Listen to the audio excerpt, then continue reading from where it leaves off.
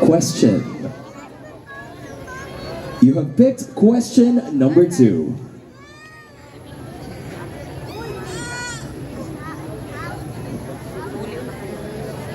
Your question is, how do you see yourself 5 years from now, and what steps are you taking today to reach that goal? I repeat, how do you see yourself 5 years from now, and what steps are you taking today to reach that goal? Thank you. 5 years from now, I see myself as a certified public accountant or a student doctor if given the opportunity to study medical school. And the steps that I am taking right now is I have these 3 A's that I want to share to you.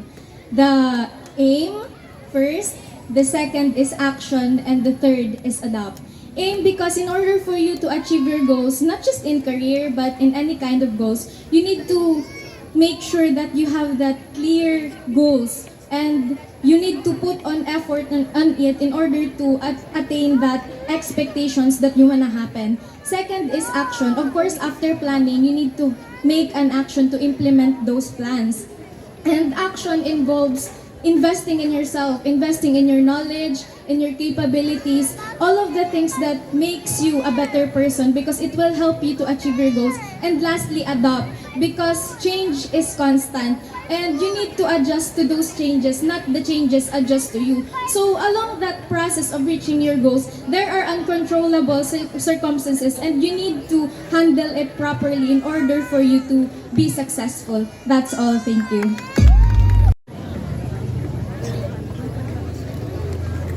And you have picked question number 5. Your question is, what personal value or principle do you live by, and how has it shaped who you are today? I repeat, what personal value or principle do you live by, and how has it shaped who you are today?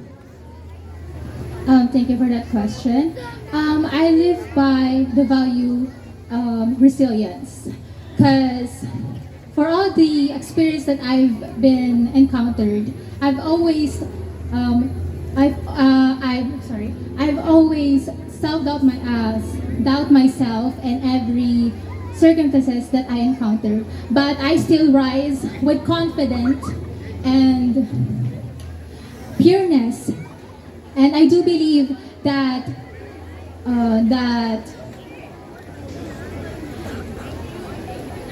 I do believe that success is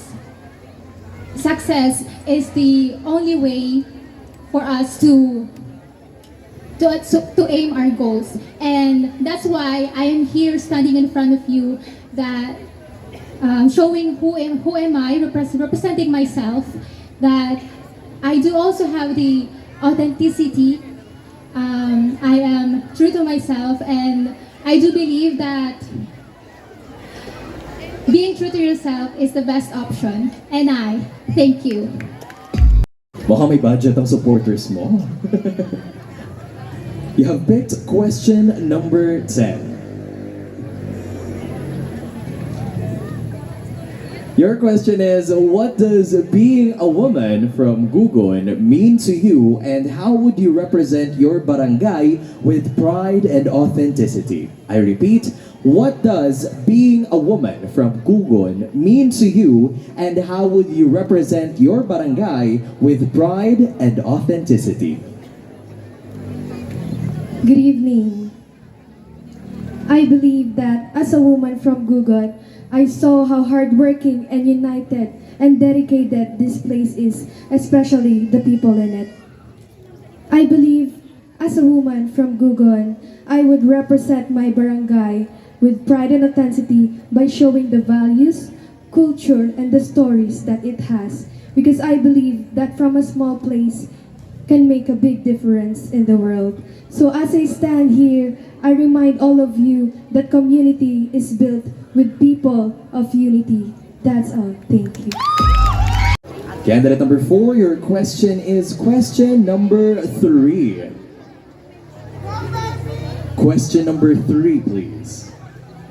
Your question is, can you share a difficult decision you've made in your life and what have you learned from it? I repeat, can you share a difficult decision you've made in your life and what you learned from it?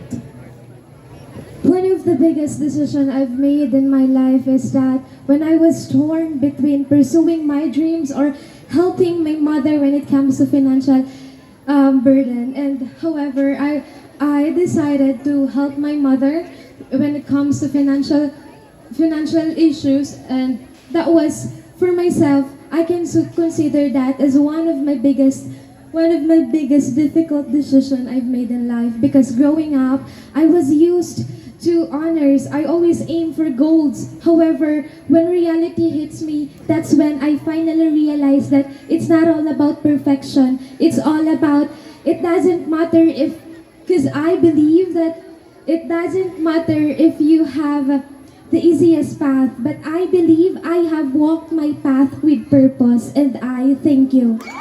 Question, and you have picked question number 9. Your question is, how do you stay motivated and grounded during stressful or discouraging times? I repeat, how do you stay motivated and grounded during stressful or discouraging times? Good evening, ladies and gentlemen. So, I will be answering this question in our own language, Tagalog. So, how do you stay motivated and grounded during stressful or discouraging times? So, ako po, bilang panganay sa pamilya,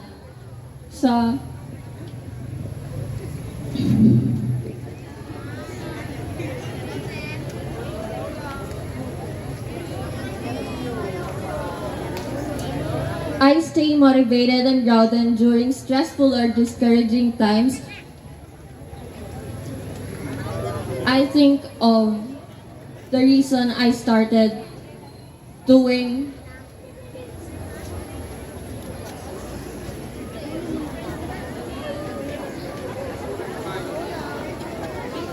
so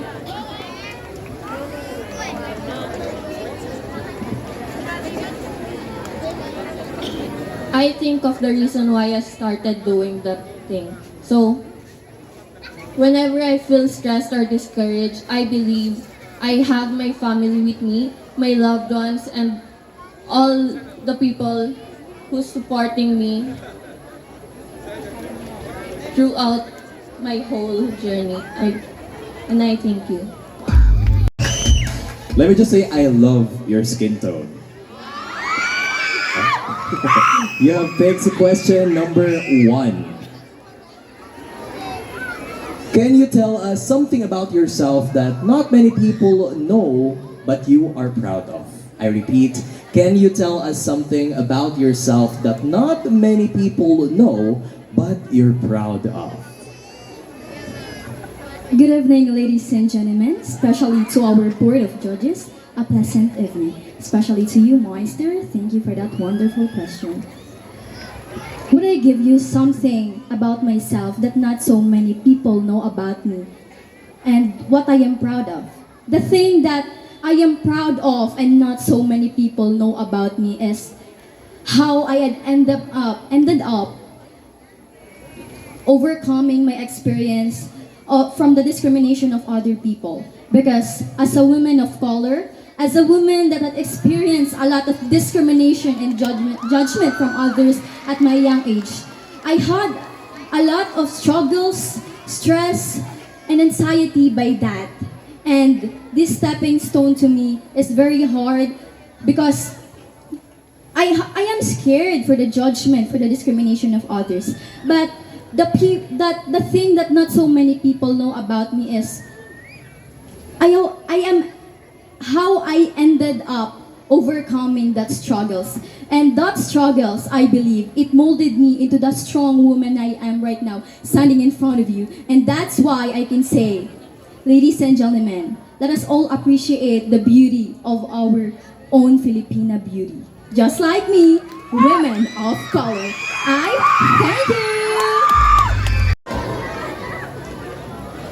you! You have picked Question number 8. Your question is, what has been your greatest failure and how did it help you grow as a person? I repeat, what has been your greatest failure and how did it help you grow as a person? Thank you po. What is my greatest failure and how did it help me as to grow as a person? I think I don't have a greatest failure, or I did not find it as my greatest failure because I believe that Lord doesn't give us problems that we humans can solve, and I believe by that it can help us to grow more and it can make us stronger to face those challenges in our lives. Thank you. Thank you.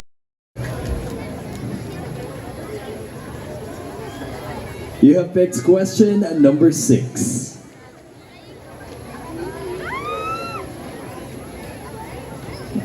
Your question is, what makes you feel most empowered as a woman? I repeat, what makes you feel most empowered as a woman? What makes me feel most empowerment as a woman? Yung pagiging matapang at palaban and hindi mo hahayaan dapat na tapak-tapakan ka lang ng ibang tao. Dapat ipaglaban mo ang tama at ipaglaban mo ang sarili mo. Yun lang. You have picked question number 7. And your question is, if given the platform, what advocacy or cause would you champion? And why is it important to you?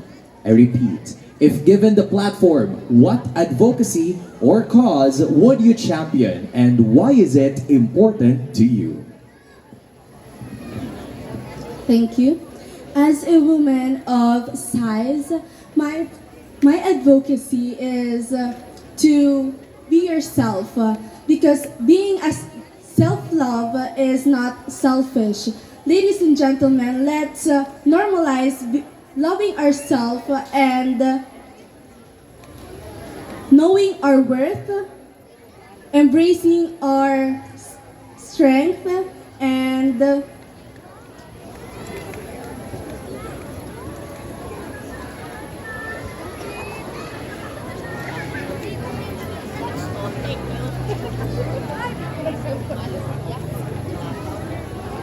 it's important because we need to be confident as we are. That's all. Thank you.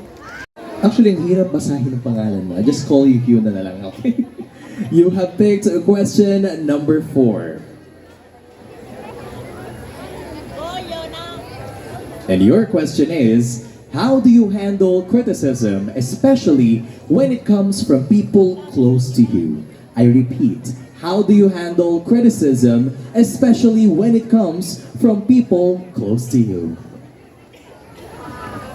Thank you for that question. As someone who grew up in a different country and was often criticized for being half Filipina, instead of letting that break me, I let it build me. That criticism only made me stronger, and today I fully accept who I am with pride and not shame. Thank you.